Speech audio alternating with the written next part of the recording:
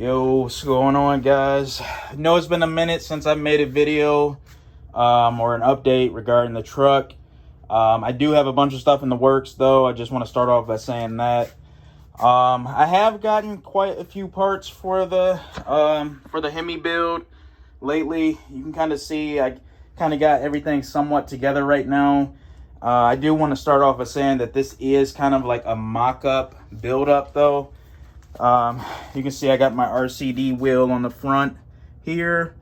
A lot of this stuff I actually just got in recently. Got the oil pump on it now.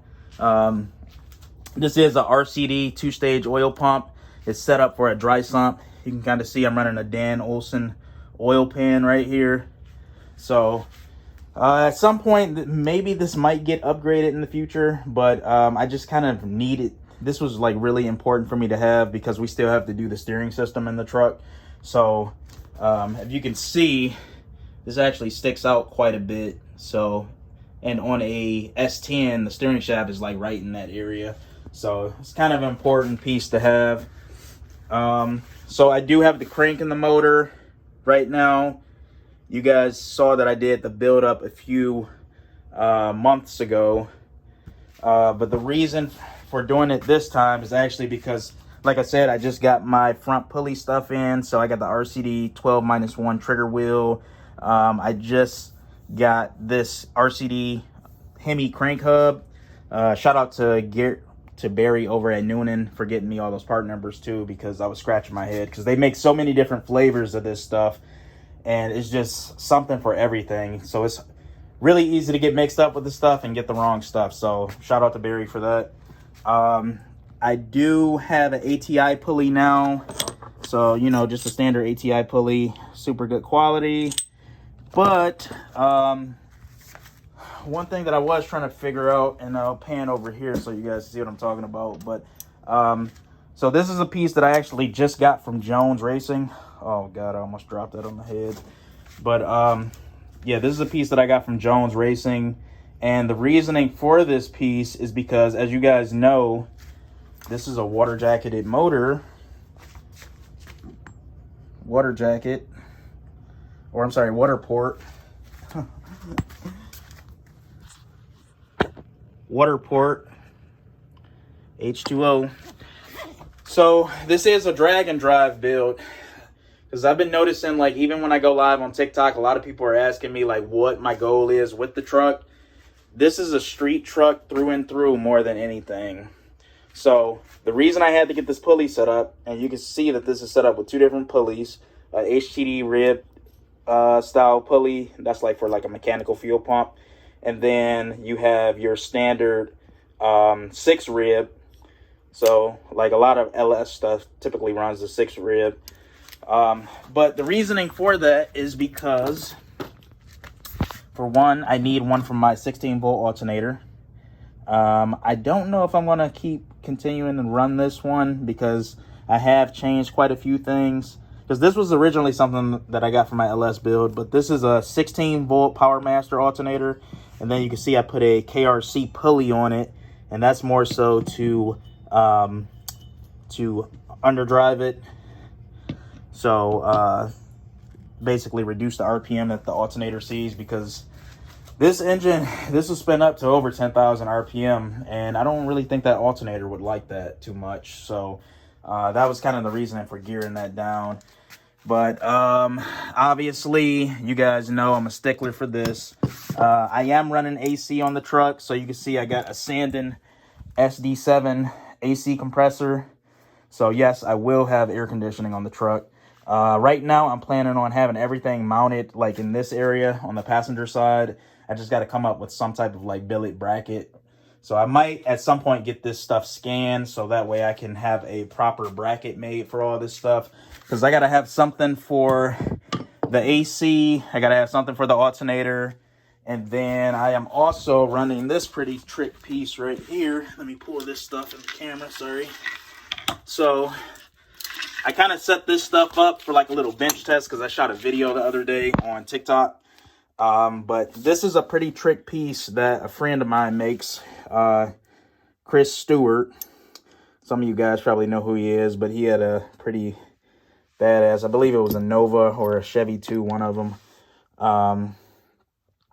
But he makes these electromechanical clutches. And basically, if you look on the back of it, this has a spud to drive a mechanical fuel pump.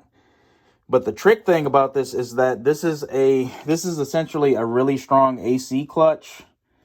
So when you energize this with 12 volts, it locks up the clutch 1-to-1. So you can kind of see now how I can kind of like freely spin it. But when you energize it, it'll basically turn this piece right here. And when that piece is turning, it's also turning that spur or that hex key in the back where the mechanical fuel pump will be plugged in. So since my engine will be set up with dual fuel systems, I'll essentially have a alcohol fuel system, and then I'll also have a E85 fuel system. But actually, let me throw the intake on, and I'll explain this more to you just to make it a little bit more simplistic. So let me throw that on, and then I'll walk through that. All right, guys. So yeah, I'll essentially have two different fuel systems. Like I said, this is a drag and drive truck through and through. Definitely not a pure race car. So you can see I got twin injectors per cylinder up here. So I'll essentially, because I'm running a fuel tech system, I'm hoping to run their FT700 on this setup. So yeah, I got twin injectors per cylinder up here. So the plan now is to run twin 800-pound injectors. So 1,600 pounds of fuel per runner for the alcohol system by itself. And then I actually still got to have my intake modified. I'll basically have a secondary rail underneath the intake, and that'll probably house like maybe somewhere in the neighborhood of 280 to 300 pound injectors for E85. So I should be able to still make like 2,500 to 3,000 on E85 by itself. No problem. And I'm almost thinking that I want to invest in the alcohol fuel system after I have the truck up and running, because the power that I'll be able to, make on E85, that'll technically be still in the neighborhood of the power that I need to just get my feet wet to even play around with this stuff. So it really doesn't make sense to spend, 10 grand on an alcohol fuel system up front if I won't be using it. So it's kind of the thought process there. But yeah, this is pretty much the gist of it. So let me pan back over to here. So for the alcohol fuel system, I'll basically have this electromechanical clutch. For the video, I do have this hooked up to my Switch Pro. This is one of the PDMs that I'll be running in the truck. What's pretty cool about this is this actually has a interface to where I can control this on my phone. So you can kind of see if I scan for local devices, Switch Pro, it'll connect. So I could essentially control everything from my phone. Everything electronic in the car I can control from my phone with this. You could put a password on it. You could put different logic on the switches. I will be using this in conjunction with a RacePack SmartWire as well. The SmartWire has a little bit more sophisticated logic associated with it, but it doesn't have Bluetooth. So by using this with the RacePack SmartWire, I'll essentially be able to run, I can run some stuff standalone because this does have some heavy load outputs. But for the most part, I'll be running, since this is Bluetooth or wireless controlled, I'll be running this into the inputs of I'll be running the outputs of this to the inputs of the SmartWire. And that'll basically like mend, functionality from both of them. Where one falls short, the other one will pick up, and vice versa. So for the video, I do have this hooked up to the fuel pump clutch just to give you an idea of how this works. So you can see if I go spin this part doesn't spin. Hold on, let me hold that. See how I'm spinning that, and this is just like freewheeling. But the moment I energize it, which I'll do now, so you heard the clutch click. Now it is 1-to-1, and you can see it's noticeably more drag to this. And then if I spin it back here, you'll see that little hex spinning, which the pump will be plugged into. And then when I disengage it, you can kind of see how this is separate now. So I can actually have that programmed into the ECU to where when I load the tune, it'll automatically activate the output to engage or disengage this. So it's a really trick way to incorporate a dual fuel system on the car. So that's kind of the reason why I'm running this. Super trick piece, very heavy duty industrial clutch. But yeah, I can't wait to run this on the car. This is what it's all about from an integration standpoint, to making this stuff, you know, modernized. And then as far as this new RCD piece goes, I am running the standard 12-1 trigger wheel. It's actually pretty nice because Noonan, they have a provision on their front cover to where you can mount, you know, a crank sensor in all these different locations, like 270 degrees. And then they have a pointer right here, so it'll be pretty easy to dial in timing with this setup. So a really nice setup. And then, like I said, I'm running an ATI pulley. So let me throw this on here without dropping it. I'm doing this with one hand. So something that I have to have machined is, let's see, I just had it over here. What did I do with it? Oh, this is the Jones pulley, so that'll essentially go on the front of this, but there will also be a spacer in the back that I have to have machined. I must have misplaced it somewhere.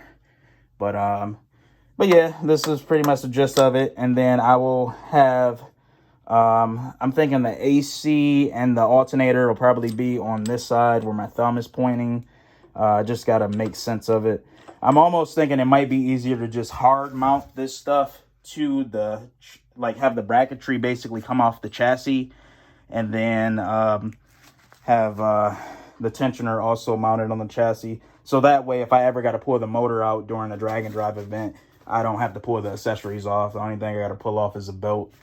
So, but yeah, like I've told people multiple times, I am running full creature comforts on the truck. So I do have a Vintage Air AC system. This is the Vintage Air GN2 Mini system, which should be perfect for my S10 because it's a regular cab, so it really doesn't have a lot of space to begin with, so it should work relatively well. I do have a DCE electric power steering setup, so it'll be nice to have the steering assist on this. I got to paint this up a little bit because this was sitting in the shop for a while, so it got banged around a little bit, but this is a really nice clean way to integrate power steering because you don't got to deal with any pumps, pulleys, or hydraulic lines. And this company has a really good rapport too. So yeah, that's really high quality system. SD7 sanding compressor, probably one of the most compact AC compressors. So I'm looking forward to mounting that. And then obviously the alternator. So some stuff that I am planning on getting at the end of this month. So the last few pieces that I need for the engine. So Jessel 1-inch DLC lifters, my Manton 1.7 ratio rocker setup. So it's mainly valve train. And then the Manley valves. This uses a 2480 intake valve and a 1950 exhaust valve. They do have Noonan specific part numbers, so I'm just going to order that just to make things a little bit, you know, more streamlined and easy, just in case I need parts in the future or replacement parts in the future. But yeah, those are the last three parts that I need for the time being, because like I said, I did slightly assemble the engine with just one piston and rod, because I do want to check the dome to chamber clearance just to make sure we're all good there. Let's see. So yeah, I did assemble the engine with these Molle V-Series bearings. These are uncoated. Let me see, that one I actually got in the engine right there. But yeah, you can kind of see these are like uncoated. But this is a high performance bearing. So I probably won't use these when I go to put the engine together the final time. I'll probably move to like a calico. Just some type of, like, you know, coated bearing that I think that'll work a little bit better for street driving, just give me a little bit more of a safety net. I am running dual drive-by-wire throttle bodies. I think I noted this in my previous video, but these are some Nick Williams 103mm boosted. I know typically you wouldn't run this on an engine of this caliber, but I just want to be different. I'm a real stickler for the drive-by-wire stuff. There's a lot of cool safety integration features that you could, you know, integrate into the system.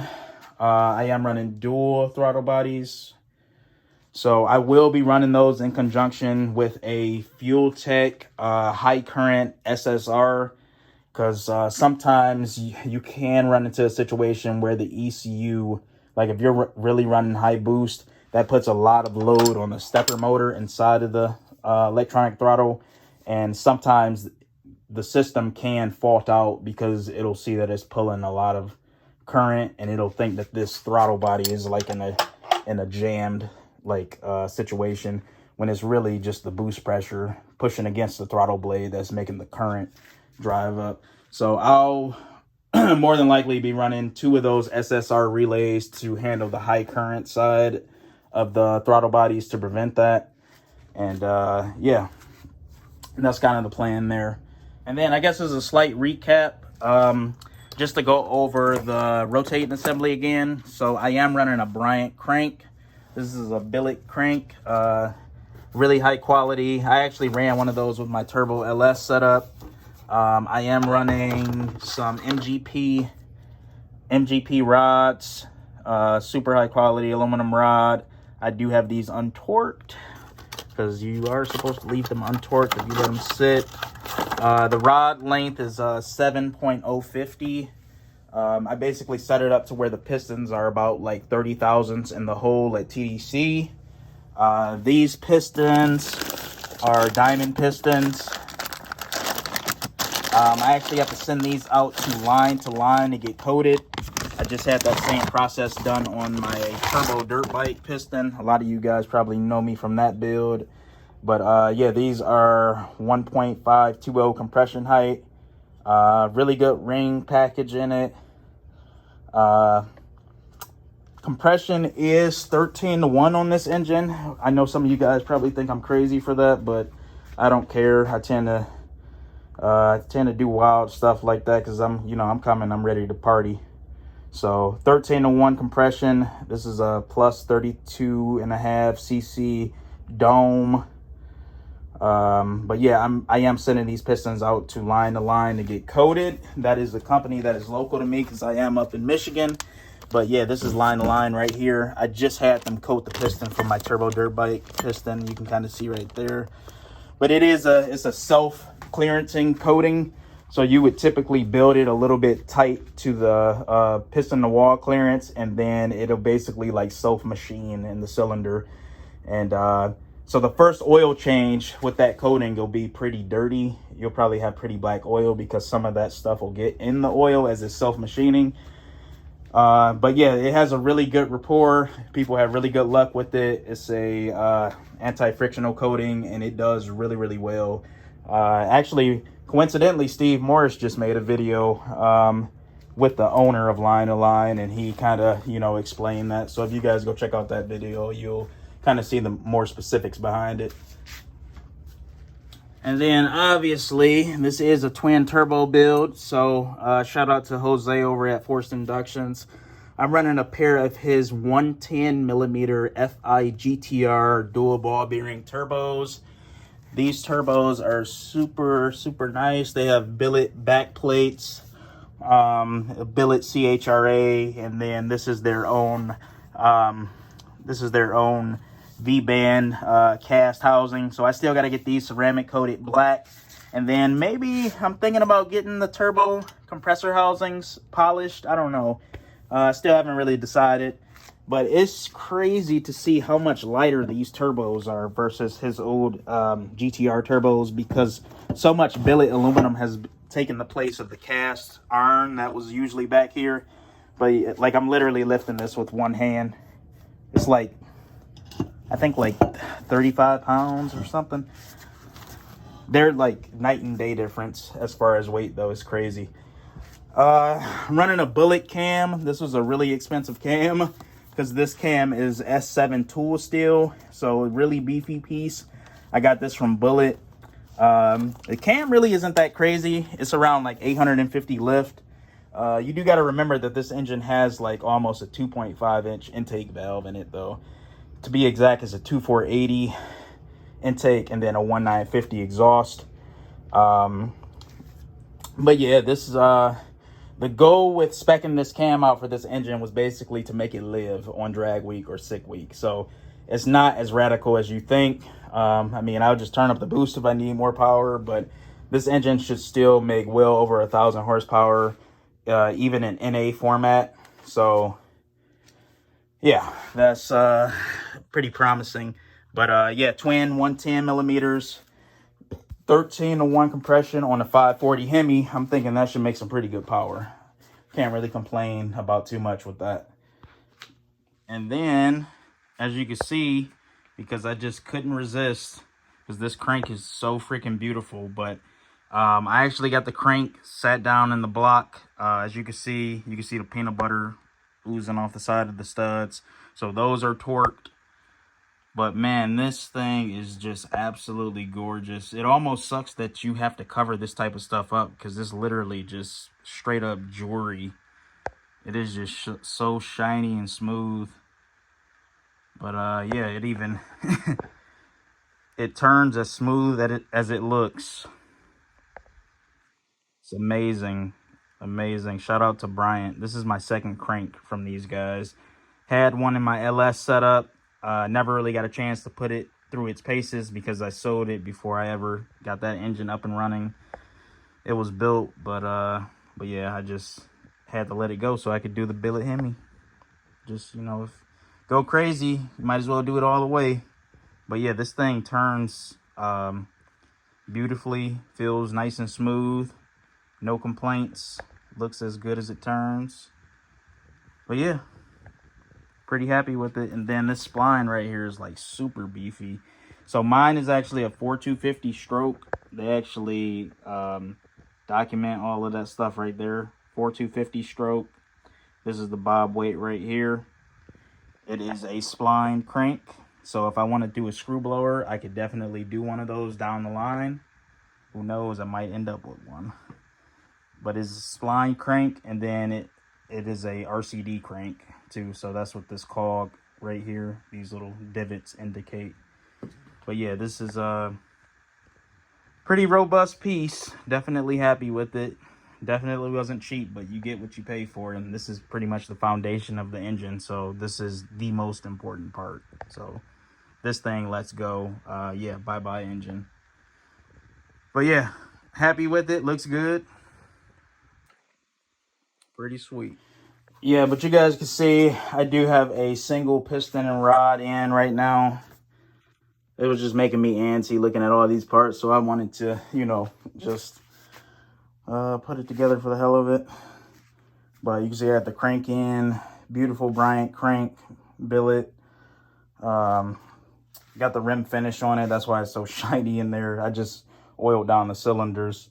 But yeah, this isn't final assembly by any means. I definitely want to take an updated video when I get the rest of the parts this month. So once I get that stuff knocked out the way, the only thing I need now is transmission. And I'll basically be running a Mark Mickey Turbo 400 3-speed with lockup with one of his Billet bolt together lockup converters. And then I'll also have a ProMod Gear Vendors overdrive behind that. But yeah, that's kind of the plan for that stuff now. So yeah, I got a good amount of parts for the engine. Like I said, I just need those valves, lifters, and the rocker set up, and then we should be good to go. And then I think I am going to swap my MSD, because right now I have an MSD cam sync. Man, get that out of there. I have an MSD cam sync, which is right here. But I think I'm going to swap this piece out for a RCD piece.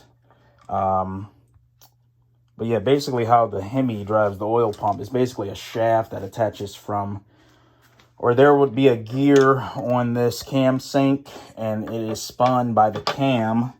And if I had the cam in it, you would actually see it in that little open hole right there. But then there's also a shaft that runs down, like right here. You can kind of see where it's bulging, and it spins the hex gear on the oil pump. But like I said, this is a dry sump oil pump 2-stage RCD. But yeah, it should work pretty good for what I'm doing. So I'll probably run it for the time being. But yeah, that's pretty much the gist of it. Really nice engine, really nice machining. As you can see, I do come down here in my house and look at it like multiple times a day, because I'm just in awe for some of the machining that Noonan does. Like even on the head right here, move this out the way. Pick this up.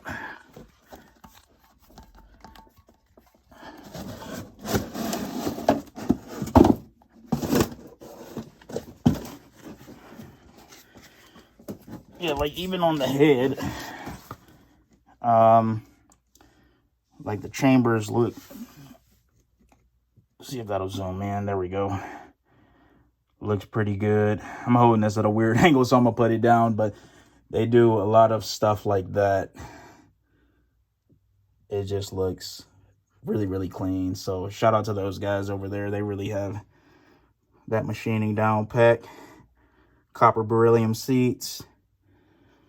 It'll look good with valves in it though, so hopefully I get those soon, because it was quite a wait time for them. So I wish I would have got the jump on them and ordered them earlier, but what can you do? So yeah, it looks pretty good. But I do know there are some people that are just starting to follow this build, so I think I'll take this last few minutes of this video to basically show the truck chassis, show what is going in, and just do a pan around of the body and chassis of the truck. So I just figured I would give you guys an update. I know it's been a while. I do have some stuff rolling on the turbo bike. Like I said, I just got this rotating assembly back for it, so that's all good to go. Should have my transmission in a few, maybe about a week. It's at cryo heat, getting cryo forged right now, so I have an update on the turbo dirt bike and then also the Grom build too. So I'm just trying to juggle all these builds right now, so I apologize for, I know this is kind of a late update, but figured I would get something out, sooner the better. But yeah, so I'm gonna take the last few minutes of this video to throw in some footage of the truck. And yeah, so please comment, like, and subscribe. If you aren't following me on TikTok or Instagram or here, please follow me. Leave a comment. I don't care what you comment, just as long as you comment. Appreciate all my supporters. Everybody that follows me, watches my stuff is well appreciated. But if you can give me a like and a follow and then possibly share the video, it'll definitely help, because I am trying to get some, some partners on board with this build. It will definitely be needed, because this is a hefty price tag. But yeah, I appreciate you guys, and yeah, enjoy the rest of the video. Peace. All right, so starter tap.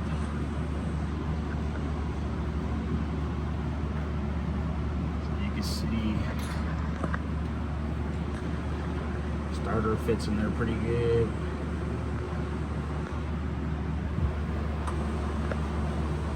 You can see the rear end back here.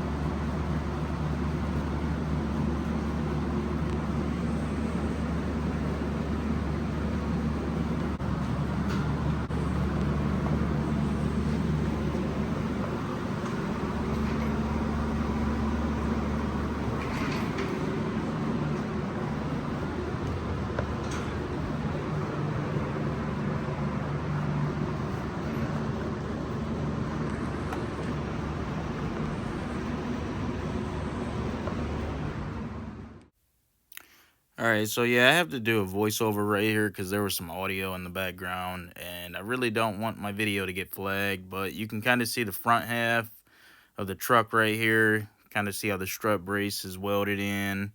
I do have Santa front struts, and yeah, I'm just doing more so of a little pan over the truck. As you guys can see, it does need to be painted. I mean, that'll happen after the fact. I mean, I'm not really too worried about it, but yeah, it still has a functional tailgate too. But in the video, you can kind of see how my Steel Extreme kit is also welded on in the body.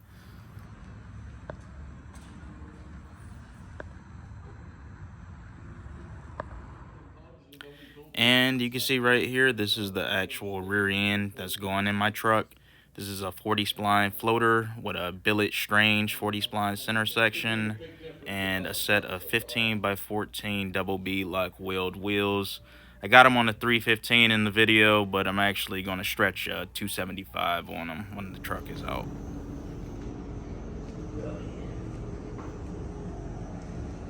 Got the floor plates welded in for the strut assemblies. Plates are fully welded in, not stitch welded, because this is a real street car, so I need it as waterproof as possible.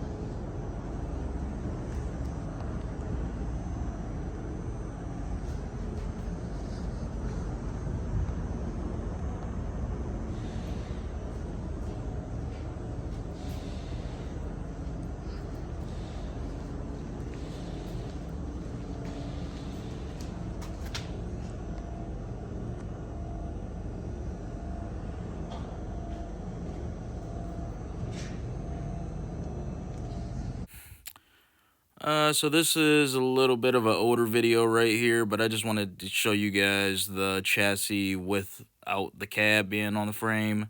So obviously the back end has changed quite a bit.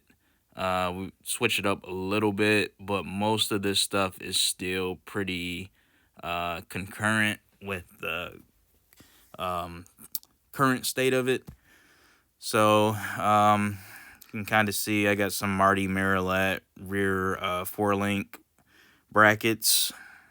All right, so that should have got you guys up to speed on the current state of the build. I know some people are just now chiming in, getting, catching wind of the build, so they're just now finding out about it. So hopefully that got you up to speed with the current state of it. But yeah, getting some parts at the end of the month, and yeah, probably will be posting an update sooner than later. But hopefully you guys enjoyed the video. But if you could please do me a favor and please comment, like, and subscribe, and share it on your social media. The more people that watch, the more it helps me. So yeah, appreciate everybody, and yeah, take it easy and stay on the lookout because I got more videos coming. And yeah, can't wait to get this thing out. Peace.